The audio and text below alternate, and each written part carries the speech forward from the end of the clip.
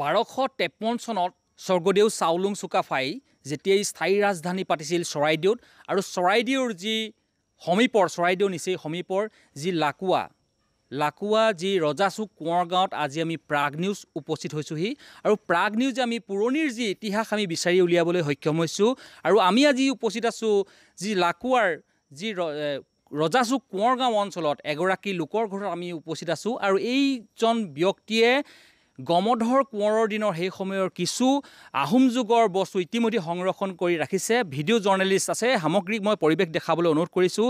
ইতিমধ্যেই আপোনালোকে প্ৰাগৰ যি পৰ্দাত ইতিমধ্যে দেখিবলৈ সক্ষম হৈছে এয়া হৈছে গমধৰ কোঁৱৰৰ মাকে ব্যৱহাৰ কৰা গমধৰ কোঁৱৰে ব্যৱহাৰ কৰা মাকে ব্যৱহাৰ কৰা এখন মেখেলা মই দেখাইছোঁ। ইতিমধ্যে প্ৰায় 300 বছৰ পুৰণি এই মেখেলাখন আৰু এই মেখেলাখনৰ তাৰ ওপৰে আছে এটা চৰিয়া আৰু এই চৰিয়াটো সেই গমধৰ কোঁৱৰৰ দিনতেই এই চৰিয়াটো সেই সময়ত ব্যৱহাৰ কৰিছিলে। ইতিমধ্যেই নৰেন ৰাজ কোঁৱৰ নামৰ যিজন ব্যক্তিয়ে ইতিমধ্যে সংৰক্ষণ কৰি ৰাখিছে।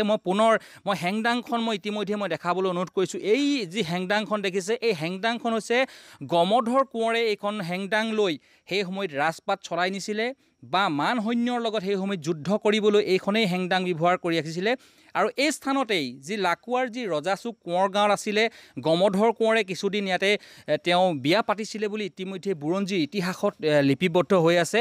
মই ইতিমধ্যে কেমেৰা পাৰ্চনক ইতিমধ্যে সামগ্ৰিক মই দৃশ্য দেখাবলৈ অনুৰোধ কৰিছোঁ আৰু যিজন ব্যক্তিয়ে এইসমূহ সামগ্ৰী 600 বছৰীয়া যি ইতিহাসৰ যি সময়ত গমধৰ কোঁৱৰে ব্যৱহাৰ কৰা এইসমূহ সামগ্ৰী আজিও সংৰক্ষণ কৰি ৰাখিছে। প্ৰাগ নিউজৰ পৰ্দাত এক্সক্লুচিভ দৃশ্য মই এই মুহূৰ্তত দেখাবলৈ অনুৰোধ কৰিছোঁ। আচলতে প্ৰকৃততে 600 বছৰীয়া যি ইতিহাসৰ যি ৰূপালী অধ্যায় সেই সময়ৰ চানেকি বুলি ক'ব লাগিব। বৰ্তমান সময়ত ইতিমধ্যে মেখেলাখনৰ যথেষ্ট অংশ গমধৰ কোঁৱৰৰ মাকে ব্যৱহাৰ কৰা ইতিমধ্যে দেখিছে। এই মেখেলাখনৰ কিছু অংশ বৰ্তমান এৰি গৈছে, হ'লেও এই সমগ্ৰ এই যি সামগ্ৰীখিনি সংৰক্ষণ কৰি ৰাখিছে। মই পোনে মই ব্যক্তিজনৰ ওচৰলৈ যাবলৈ চেষ্টা কৰিম।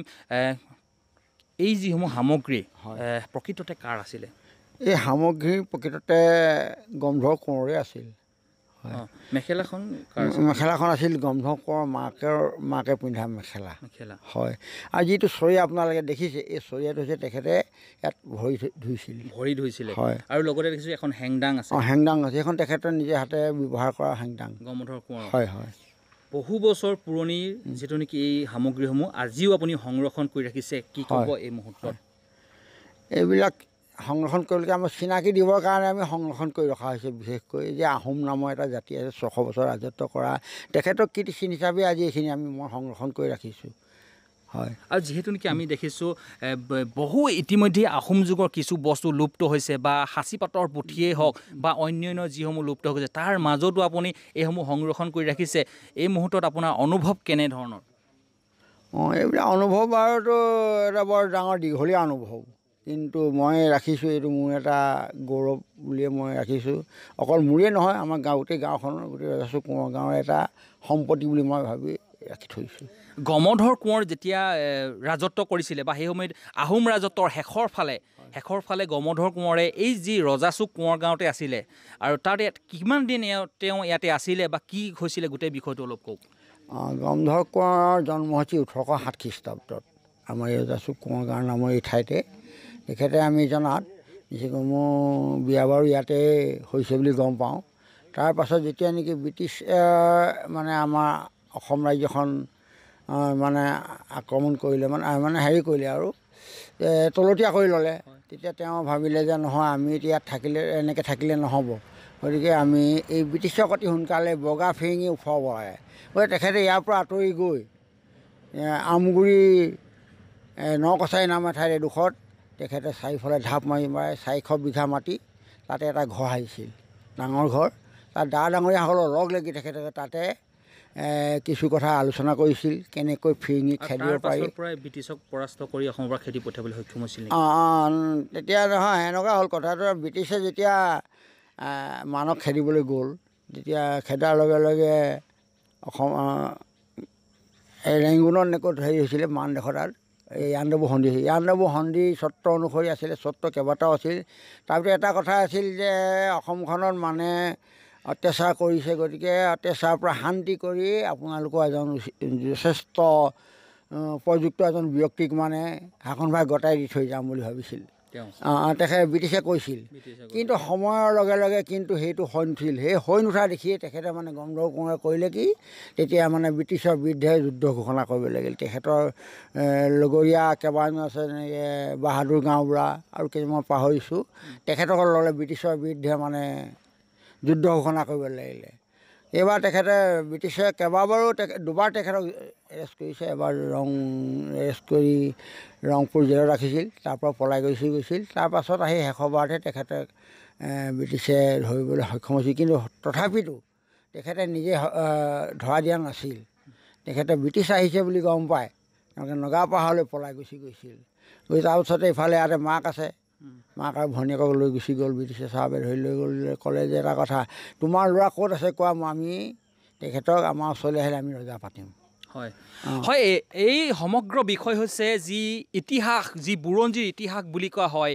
আজি প্ৰাগ নিউজ আমি উপস্থিত হৈছোঁ এটা কাৰণতেই, ইতিহাস বিচাৰি আমি উপস্থিত হৈছোঁ। মই পুনৰ মোৰ ভিডিঅ' জাৰ্নেলিষ্টক মই সামগ্ৰিক দৃশ্য দেখাবলৈ অনুৰোধ কৰিছোঁ। এয়াই হৈছে গমধৰ কোঁৱৰে যি সময়ত আহোমৰ শেষৰজন ৰজা পুৰন্দৰ সিংহৰ দিনৰ পিছত এই গমধৰ কোঁৱৰৰ এইসমূহ যি সামগ্ৰী, হেংদাঙেই হওক বা যি চৰিয়া আপোনালোকে দেখিছে, সেই সময়ত ব্যৱহাৰ কৰা মেখেলা দেখিছে, মেখেলাখন ইতিমধ্যেই সংৰক্ষণ কৰি ৰাখিছে লাকুৱা যি ৰজাচুক কোঁৱৰ গাঁৱৰ এই নৰেন ৰাজ কোঁৱৰ নামৰ ব্যক্তিজনে ইতিমধ্যেই তেওঁলোকে সযতনে খুব সুন্দৰকৈ সংৰক্ষণ কৰি ৰাখিছে।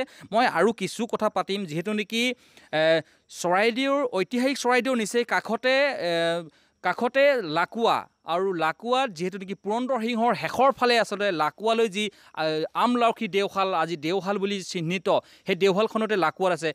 এক ইতিহাস ক'ব লাগিব সেই সময়ৰ, আৰু এই ইতিহাসে এতিয়াও সাক্ষী বা প্ৰমাণ কৰি ৰৈছে। মই আৰু এজন ব্যক্তি, তেওঁৰ পৰা মই কিছু কথা পাতিম খুব কম সময়ত। যিহেতু নেকি দেখিছোঁ খুব আজিও সযতনে ৰাখিছে এইসমূহ সামগ্ৰী, কি ক'ব এই মুহূৰ্তত? হয়, নমস্কাৰ। এই প্ৰাগ নিউজৰ সমাদেষ্টালৈ শুভেচ্ছা জ্ঞাপন কৰিলোঁ। আজি এই ৰজাচুক কোঁৱৰ গাঁৱৰ এই যি ঐতিহ্যমণ্ডিত যিবিলাক আমাৰ আহোম ৰজাৰ যি বৈশিষ্ট্য, যি কীৰ্তিচিহ্ন, তাক সংৰক্ষণ কৰিবলৈ যি ব্যৱস্থাটো নাই বাৰু ঘৰে ঘৰে, এতিয়াও বিশৃংখল, এতিয়াও দুই একটা এপত ঘৰে ঘৰে সোমাই আছে বাৰু। তাকে আপোনালোক আহিছে, অশেষ ধন্যবাদ। যে এইসমূহ সামগ্ৰী যিকেইটা আমি বস্তু দেখিছোঁ, ইতিমধ্যেই প্ৰাগৰ দৰ্শকসকলে দেখি আছে এই সামগ্ৰীসমূহ বহু বছৰ পুৰণি, আৰু এই 100 বছৰ পুৰণি এইসমূহ সামগ্ৰী আজিও ৰজাচুকবাসীয়ে খুব সুন্দৰকৈ সযতনে ৰাখিছে। অনুভৱ কেনেকুৱা হৈছে, আপুনি কেনেকুৱা ধৰণৰ ক'ব এই ক্ষেত্ৰত? অনুভৱ কি, অনুভৱটো বিশেষ কৰিবলগীয়া আমাৰ এটা গৌৰৱান্বিত বস্তু হৈছে, ধৰক এটা শেষ আহোমৰ যিটো পৰিস্থিতি হৈছিলে, যে ৰাজা শাসন 600 বছৰ চুকাফাৰ পৰা পুৰন্দৰ সিংহলৈকে লাষ্ট পৰ্যায়ত যিটো কণ্ডিশ্যন আহি পৰিল, তাৰপিছত আজিও যিটো অসমৰ ৰাইজে এইটো এটা বেলেগ এটা পৰিস্থিতি হ'ল। সুন্দৰভাৱে আমি যিবিলাক বস্তু আমাৰ ৰাজ পৰিয়ালসকলে ব্যৱহাৰ কৰা হৈছিলে, তাৰ আংশিক সংৰক্ষণ কৰি ৰাখিছে। তাৰে এপদ দুপদ বস্তু কিছুমান খেলি মেলি হ'ল সেইখিনি সময়ৰ পিছত, এতিয়া দুই এপদ ইয়াতো আছে ধৰক, আৰু সিঁচৰিত হৈ আছে ঘৰে ঘৰে আমাৰ বংশ পৰিয়ালৰ মাজতে দুই এপদ বস্তু আছে। এই তেনেকৈ আমি সংৰক্ষণ কৰি আছোঁ, ৰাখি থোৱা হৈ আছে, আৰু তাৰ দুই এপদ হয়তো ইফাল সিফাল হৈছেও নেকি, সম্ভৱ হয়। নিশ্চয়কৈ এই মুহূৰ্তত এক গুৰুত্বপূৰ্ণ কথা হৈছে, কাৰণ এই যি ৰজাচুক কোঁৱৰ গাঁৱত ইতিমধ্যেই যিসমূহ আহোম ৰাজত্বৰ শেষৰ ফালে পুৰন্দৰ সিংহৰ দিনৰ যিসমূহ আহোম ৰজাই বা আহোম ৰাজকুঁৱৰী বা ৰজাসকলে ব্যৱহাৰ কৰা সামগ্ৰীসমূহ এতিয়াও কিন্তু তেওঁলোকে সংৰক্ষণ কৰি ৰাখিছে বৰ্তমানৰ সময়ত।